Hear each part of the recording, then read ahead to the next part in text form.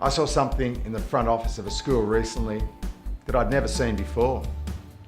Sitting on the counter in front of the office reception area was a silver plaque. On it were printed the words Sue, Director of First Impressions. And almost immediately I was given a friendly smile, accompanied by a cheerful greeting from, you guessed it, it was Sue. She invited me to sit down and make myself comfortable as she paged the person I'd come to see. She made me feel so welcome, and importantly, this initial friendly welcome set the tone for the rest of my visit at the school. You know, I think the school leadership team in this school are really smart. They obviously understand the power of first impressions and their influence on all the future interactions that you have with the school. Set the tone right the first time and future interactions will more than likely follow suit. Now this is so important for those parents that you rarely see. And for those for whom as kids, school was not a place where they felt comfortable. Now all staff members need to be aware of the power of first impressions when meeting with parents, not just staff at the front desk.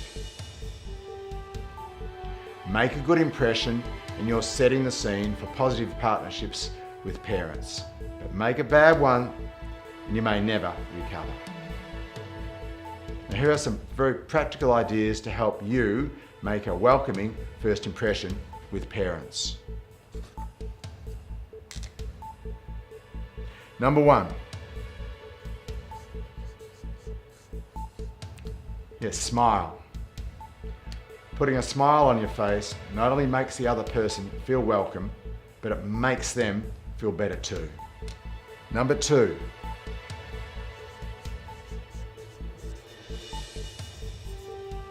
The telephone.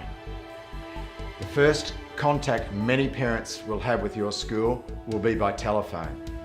So it helps if everyone on staff follows a similar script, such as, "Hello, you've called Smith Street School, this is Jenna. How can I help?" Number 3.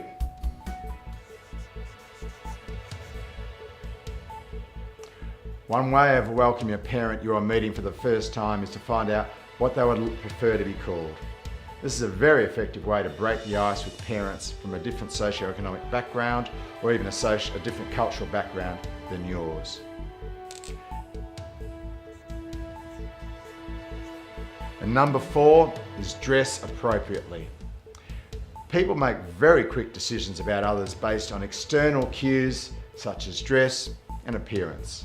Sloppy, casual clothing doesn't make a good first impression. Dress like a professional, you are more likely to be treated like one. And number 5.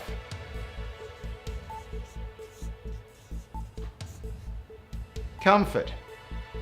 Sometimes our environments are set up to favour teachers rather than parents during meetings and interviews. So consider the comfort levels of parents. Do they have somewhere comfortable to wait? Is there water available? Is the seating appropriate for adults? Or are you making do with kids' furniture?